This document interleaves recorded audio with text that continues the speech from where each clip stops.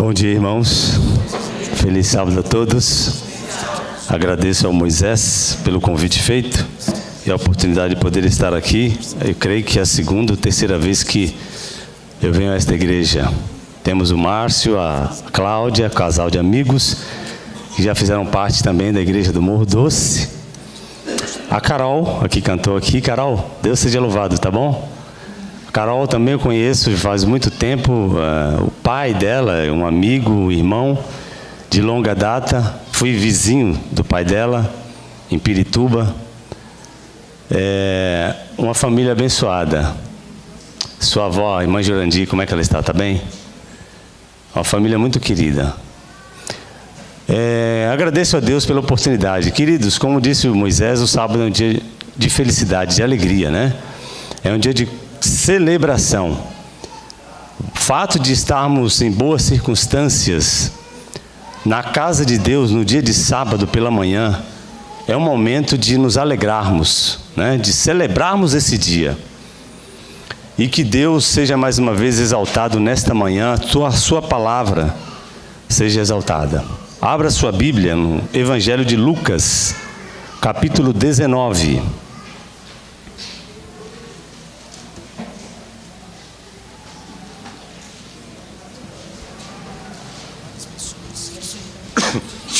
Lucas capítulo 19, a partir do verso 41. Vamos ler o verso 41 até os versos 41 ao 44.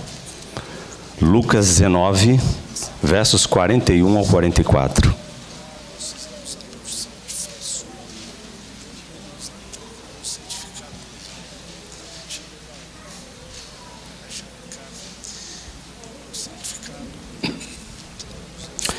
Podemos ler? Quando ia chegando, vendo a cidade, chorou sobre ela, dizendo: Ah, se tu conhecesses, ao menos neste teu dia, o que à tua paz pertence. Mas agora isso está oculto aos teus olhos. Dias virão sobre ti em que os teus inimigos te cercarão de trincheiras, e te cercarão e te apertarão de todos os lados. Eles te derrubarão, a ti e a teus filhos, que dentro de ti estiverem. Não deixarão em ti pedra sobre pedra, porque não reconheceste a oportunidade que Deus te deu. Em outras versões, o dia da sua visitação. Queridos, a cena não poderia ser mais comovente. Era a última viagem que Jesus fazia em Jerusalém. E ele tinha plena consciência da triste sorte que o aguardava ali.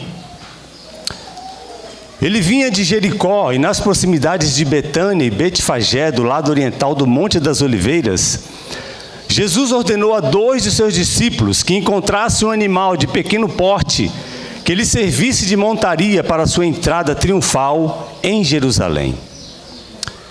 Mas dali do Monte das Oliveiras se descortinava uma cena extraordinariamente bela da cidade. No primeiro plano estava o grandioso complexo do templo, cujo portal de ouro, iluminado pelos raios de sol da manhã, reluzia em meio às paredes de mármore branco que o emolduravam. E atrás do templo e abaixo, milhares de casas e de outras edificações se amontoavam na parte alta sobre a colina de Ofel, cercados por torres e muralhas que pareciam inexpugnáveis e que desafiavam a força e a engenharia das nações. Era o tempo da Páscoa. Judeus de todos os lugares da nação e mesmo do mundo se encontravam ali reunidos para celebrar a grande festa nacional.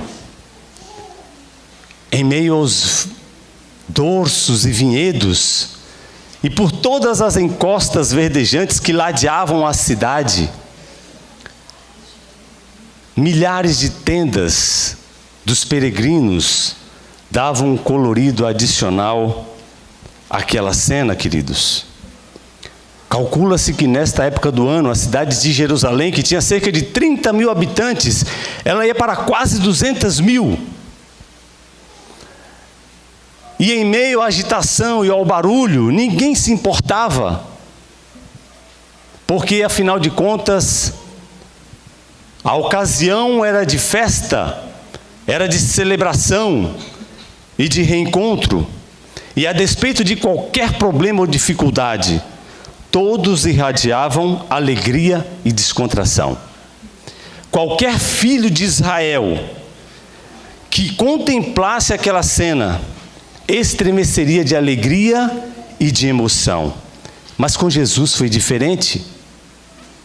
Embora ele estivesse rodeado por uma multidão de discípulos e de admiradores que clamavam: bendito é o Rei que vem em nome do Senhor, o texto que acabamos de ler diz que Jesus chorou sobre a cidade.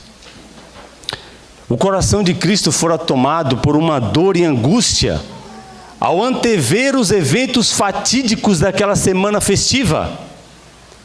E a cruz do Calvário já lhe traspassava o seu coração. Mas não por causa do sofrimento físico que aquela cruz lhe traria, mas por causa do significado daquele ato para a cidade de Jerusalém e seus habitantes.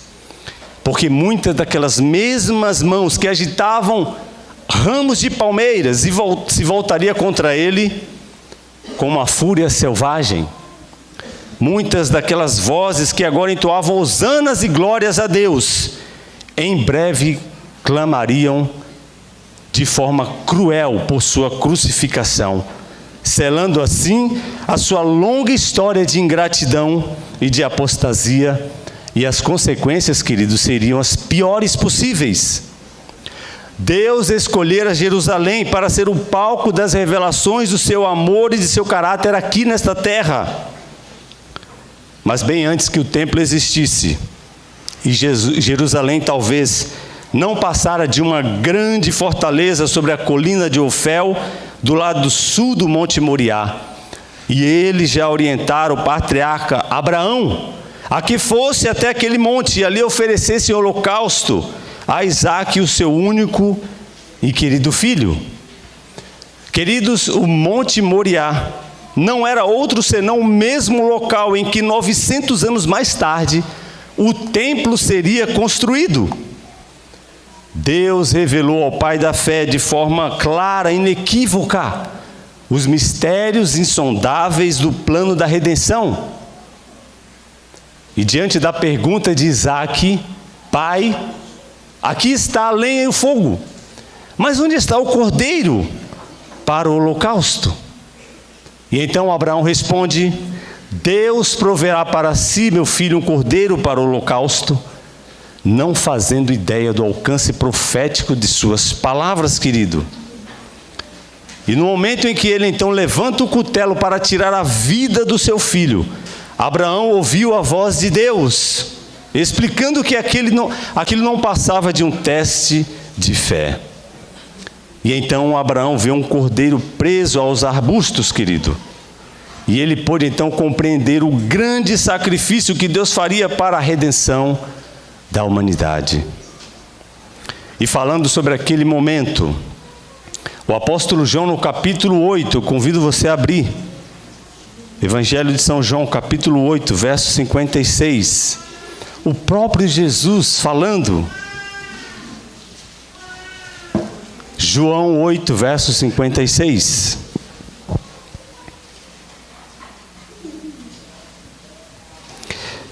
João 8, verso 56. A palavra de Deus diz assim: vosso pai Abraão exultou por ver o meu dia, viu e alegrou-se.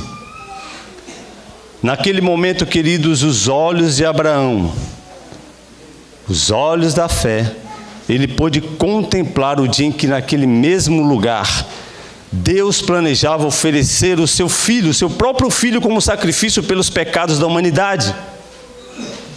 No Monte Moriá, muito antes que o templo existisse, Deus já prenunciava o Evangelho a Abraão.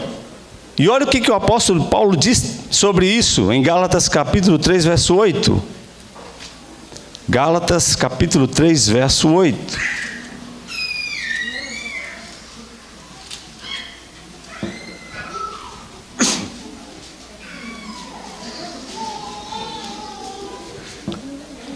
Gálatas capítulo 3, verso 8.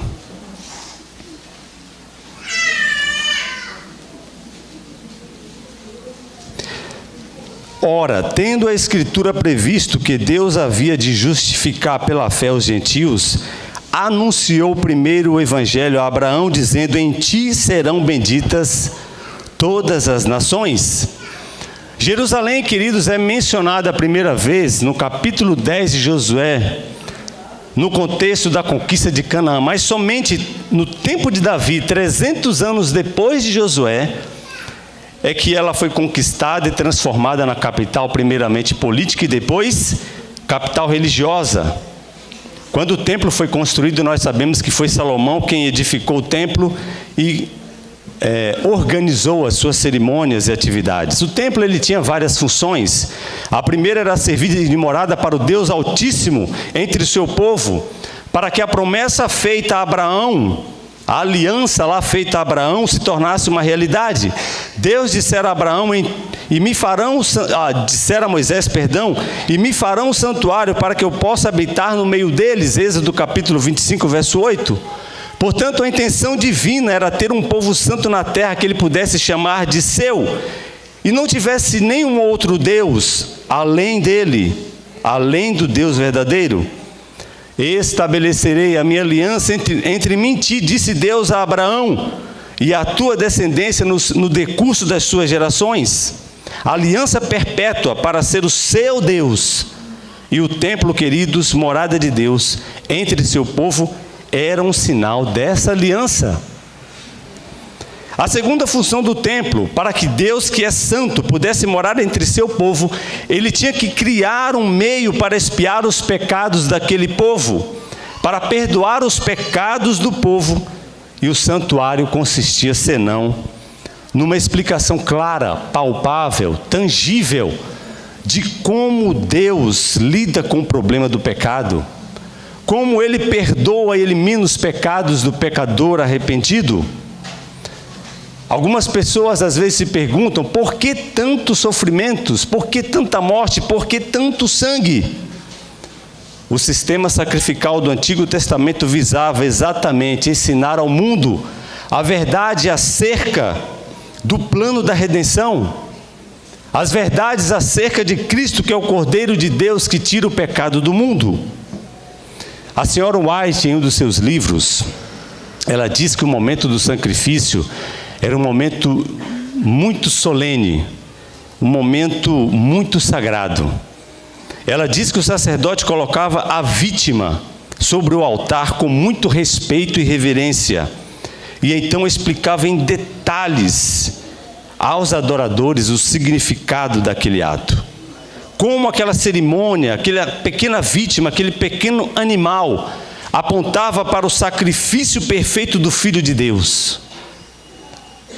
Mas o propósito de Deus com o templo e toda Jerusalém não dizia respeito apenas aos filhos de Israel, porque ele dissera: em ti serão benditas todas as nações. Ele disse a Abraão, Gênesis capítulo 12, verso 3. Portanto, queridos, o propósito supremo de Deus era que Jerusalém fosse uma bênção para o mundo. Jerusalém deveria ser um modelo e um centro evangelístico para o mundo de então. Nós encontramos uma profecia em Isaías, no capítulo 2.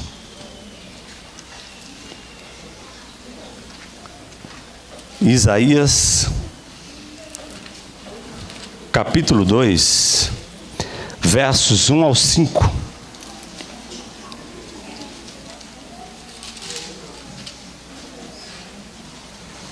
Falando justamente do propósito de Deus para com a cidade de Jerusalém. Isaías capítulo 2, versos 1 ao 5. Visão que teve Isaías, filho de Amós, a respeito de Judá e de Jerusalém. Notem agora a partir do verso 2.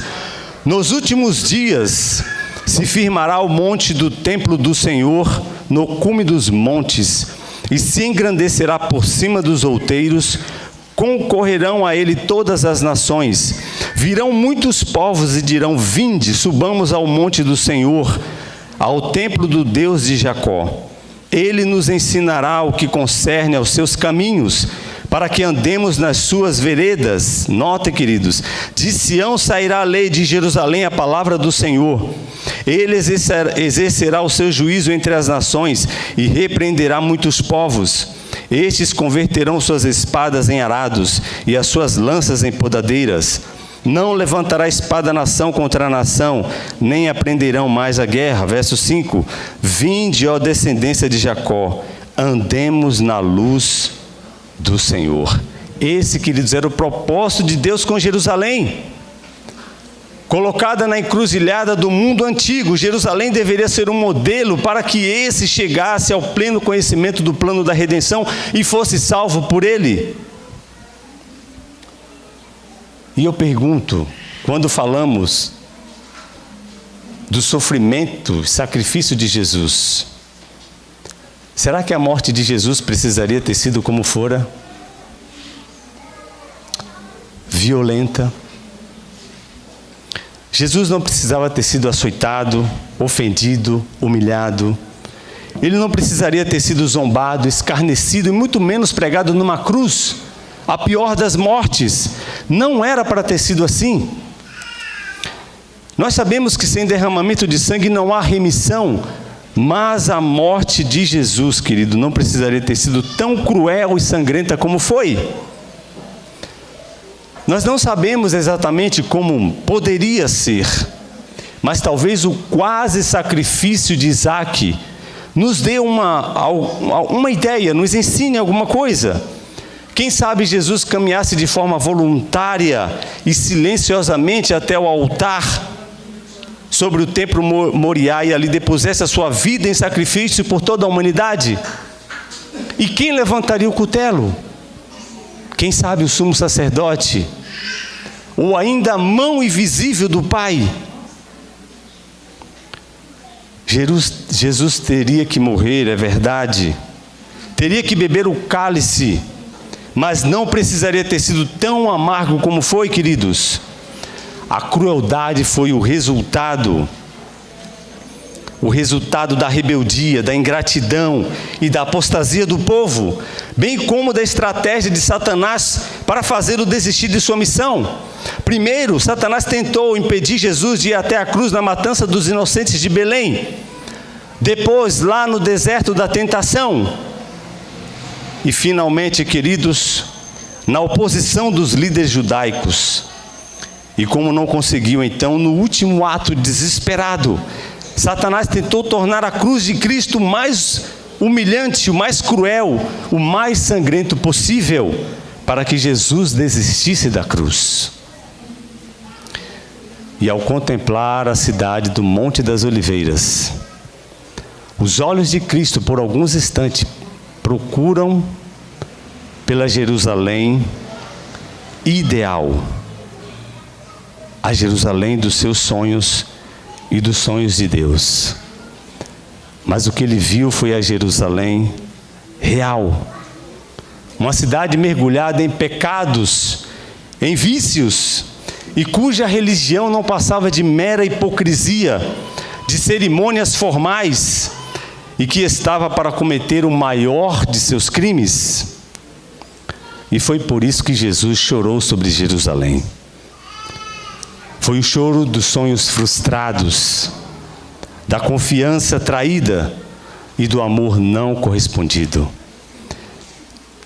Foi o amor, foi o choro da decepção, da rejeição, da esperança perdida. Não que ele não soubesse que seria assim, queridos. É claro que ele sabia. Por intermédio do profeta Isaías, o profeta, diríamos, evangélico, Deus já havia antecipado o fracasso de Jerusalém. Capítulo 5 do profeta evangélico, Isaías capítulo 5, versos 1 ao 7.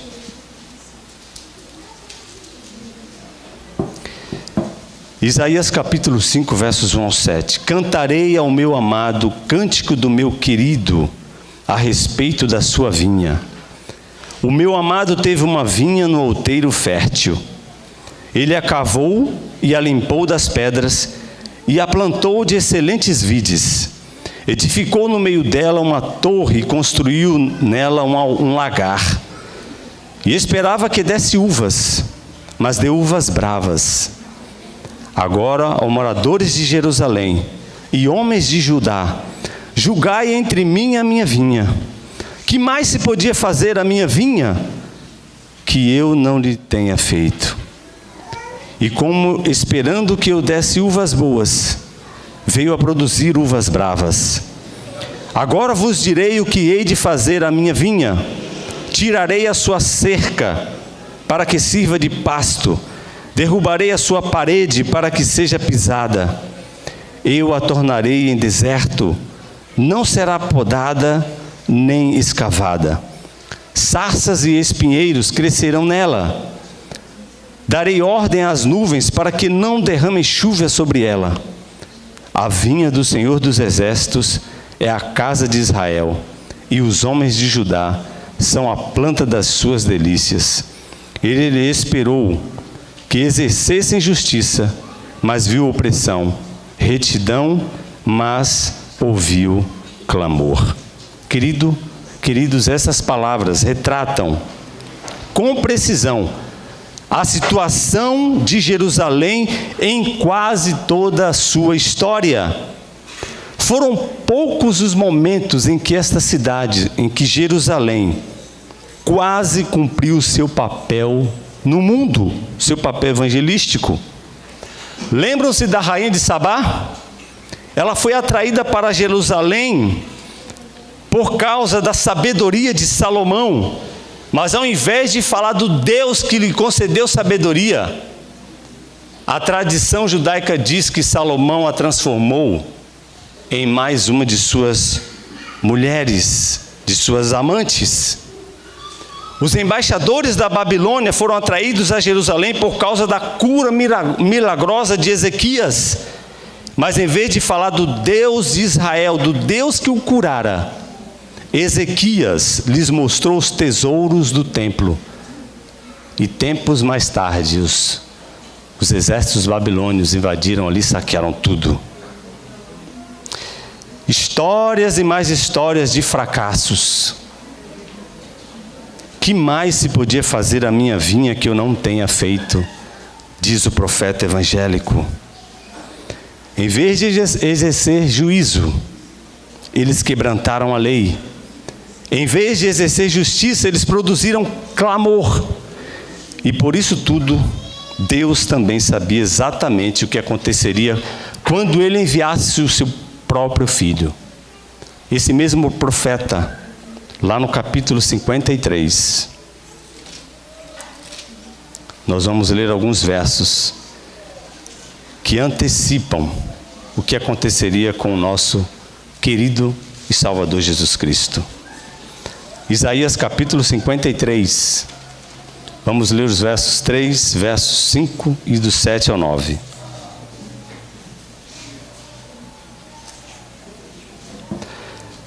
Versículo 3 do capítulo 53. Era desprezado e o mais indigno entre os homens, homem de dores e experimentado no sofrimento, como um de quem os homens escondiam o rosto. Era desprezado e não fizemos dele caso algum. Verso 5. Ele, porém, foi ferido pelas nossas transgressões e moído pelas nossas iniquidades.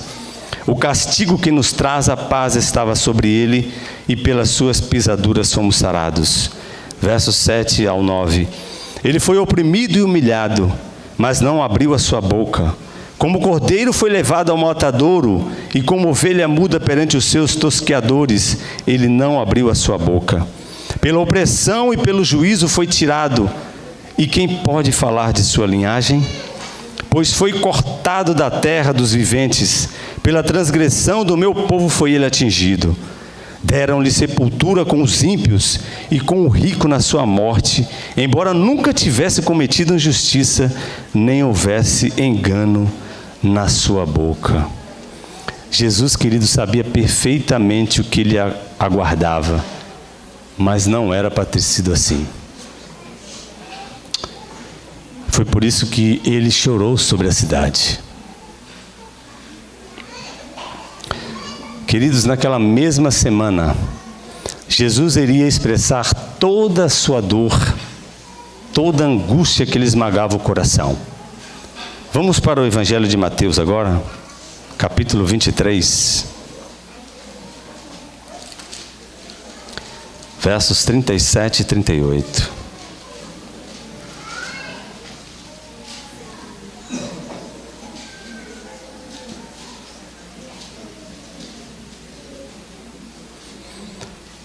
Jerusalém, Jerusalém, que matas os profetas e apedrejas os que te são enviados. Quantas vezes quis eu ajuntar os teus filhos como a galinha junta os teus pintinhos debaixo das asas, e tu não quiseste. Agora a vossa casa ficará deserta. Queridos, todo esse capítulo aqui é uma repreensão aos líderes religiosos, especialmente aos escribas e fariseus. E uma frase se repete ao longo desse capítulo: ai de vós, escribas e fariseus, hipócritas. Esta frase se repete ao longo deste capítulo.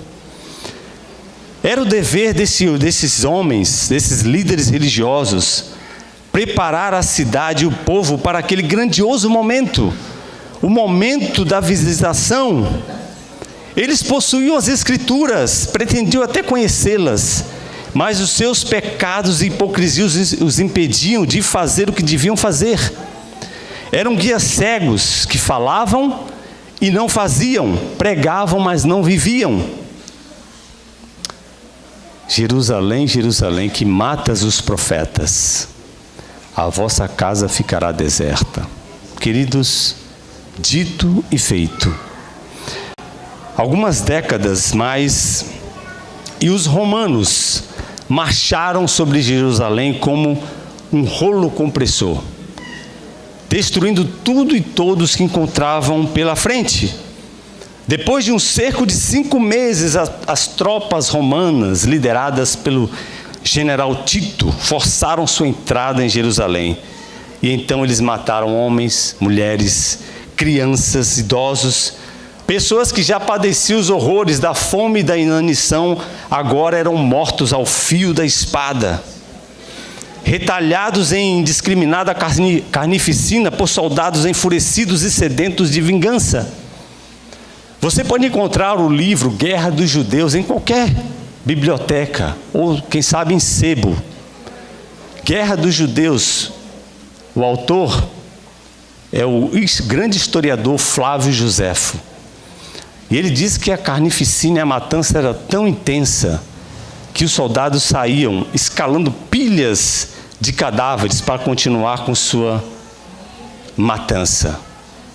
Coisa horrível aconteceu na destruição de Jerusalém por volta do ano 70.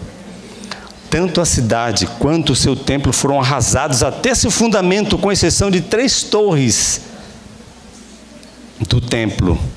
3 torres do palácio de Herodes, nada ficou de pé, cumprindo assim a profecia de Cristo: não ficará pedra sobre pedra que não seja derrubada.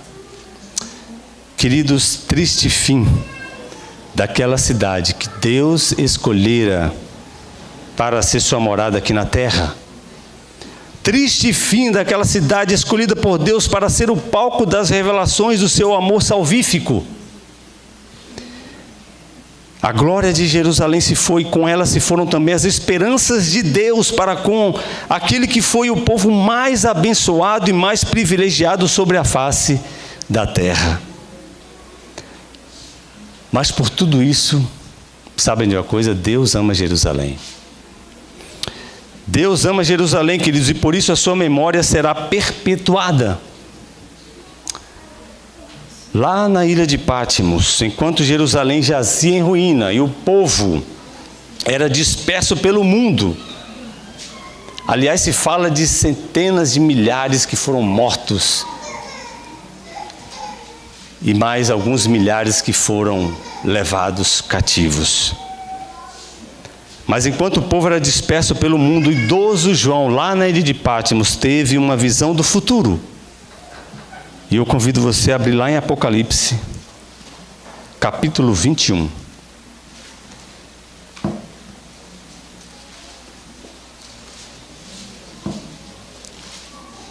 Apocalipse capítulo 21, versos 1 e 2.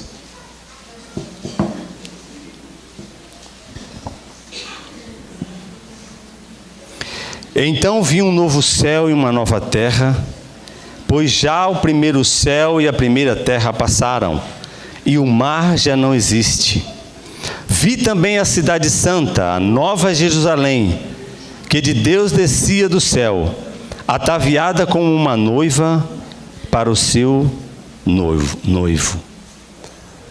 Aqui tudo será novo. O céu será novo, a terra será nova, a cidade será nova, mas o seu nome ainda será Jerusalém. E mais do que isto, ela descerá e pousará no mesmo lugar em que um dia estivera edificada a antiga Jerusalém. Como é que nós sabemos disso?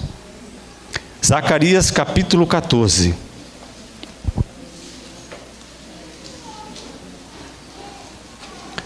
Uma profecia, queridos. Zacarias capítulo 14. Verso 4. Zacarias, capítulo 14, dos últimos livros aí, penúltimo livro da Bíblia, do Antigo Testamento, perdão.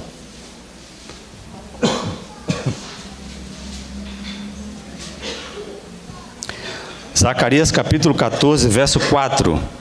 Naquele dia estarão os seus pés sobre o monte, olha aí, o monte das oliveiras, que está a leste de Jerusalém, para o oriente. O monte das oliveiras será dividido ao meio, para o oriente e para o ocidente, formando um vale muito grande. Metade do monte se apartará para o norte e a outra metade para o sul. Querido, Zacarias diz que o Monte das Oliveiras se partirá em dois e se tornará uma grande planície, e sobre esta grande planície pousará a nova Jerusalém, o centro do universo. Queridos, a antiga Jerusalém nunca se tornou de fato a cidade dos sonhos de Deus, por causa do seu excesso de confiança própria, por causa dos seus muitos pecados dos seus habitantes e por não conhecer o tempo da sua visitação. Mas quando você olha para si, você aí, quando eu olho para mim mesmo, o que nós pensamos quando Deus olha para eu e para você, como igreja agora falando? Porque quando Jesus contemplou Jerusalém, ele chorou sobre ela. E vimos que para o povo era motivo de alegria, de celebração. Quando Cristo olha para mim e para você, como igreja, o que ele vê? Ele tem visto uma igreja ideal, uma igreja dos seus sonhos, ou a semelhança da Jerusalém terrena, Jesus tem visto uma igreja real. Será que nós estamos também correndo os mesmos erros de Jerusalém? Em perigo de perdermos de vista a essência da religião, não reconhecendo o tempo da visitação de...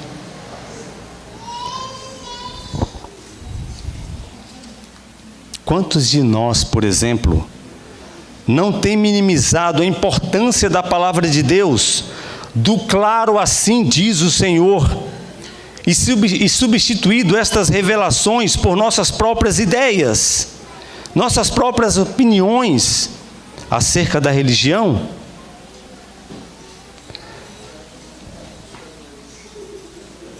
Às vezes nós podemos dizer, eu acho que é assim, eu acho.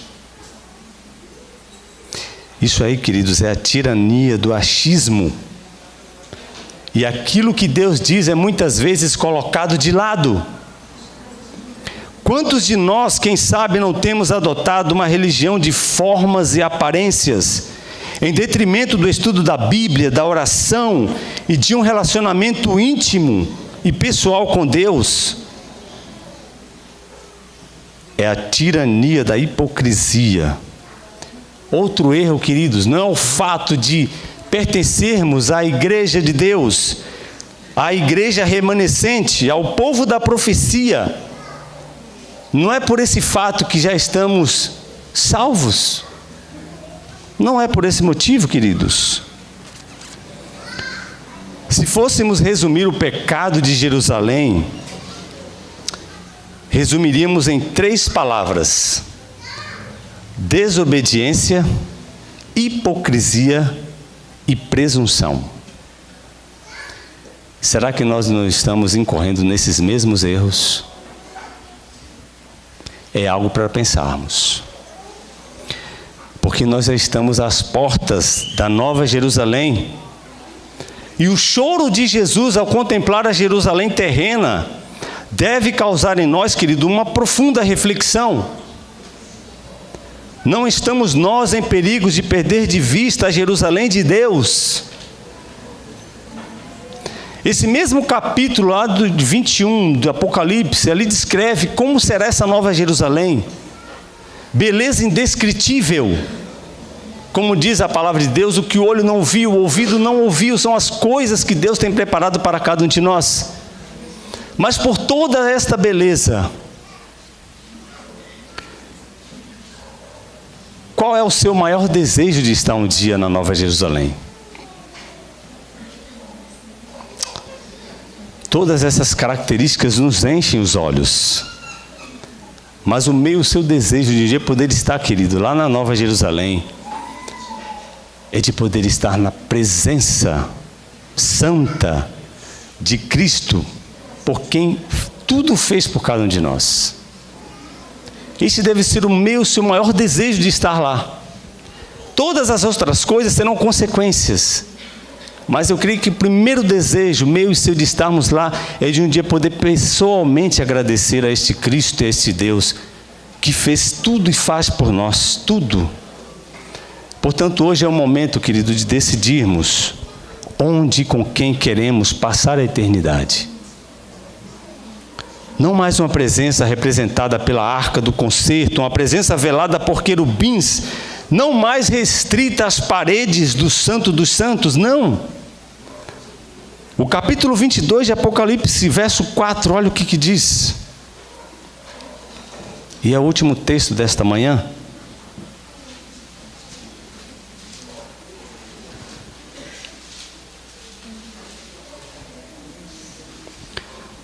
Verso 4.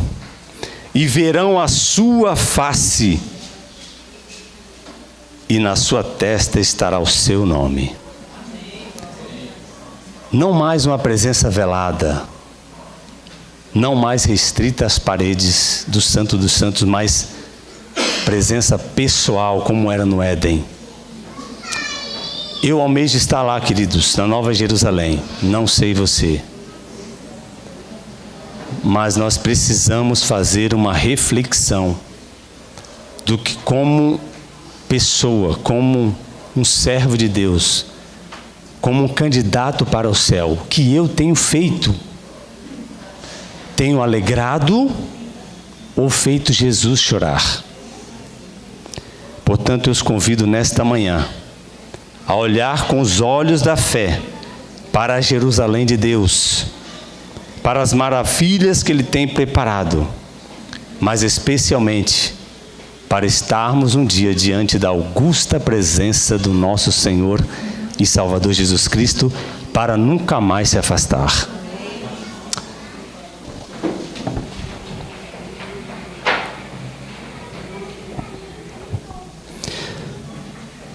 Senhor Deus,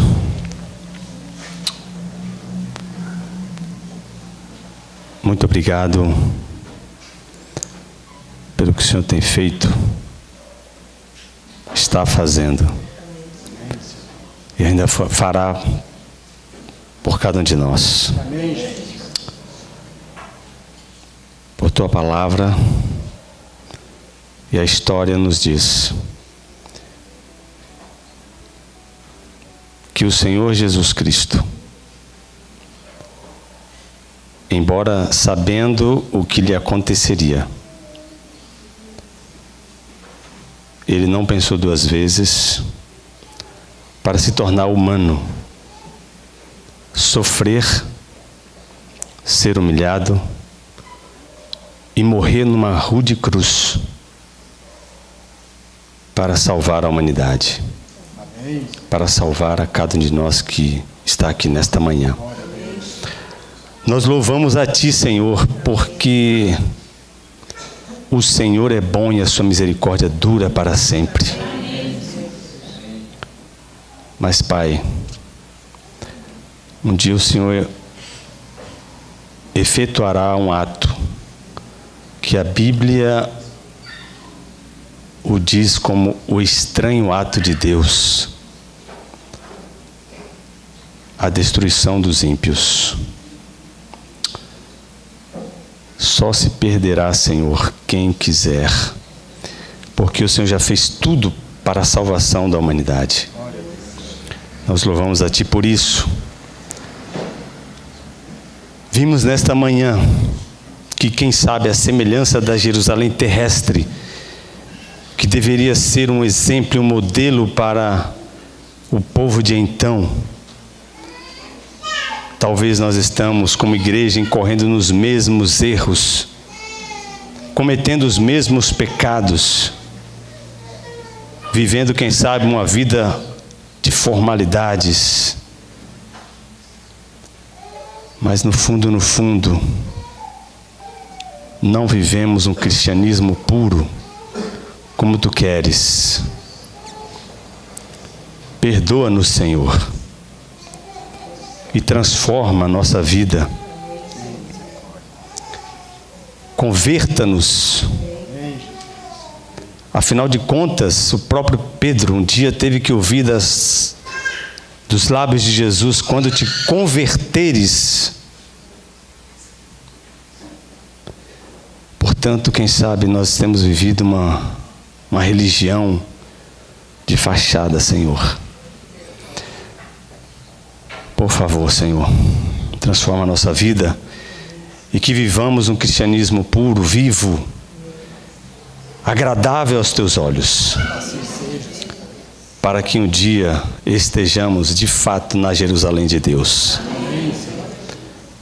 Abençoa esta igreja e que continue sendo uma bênção nesta comunidade.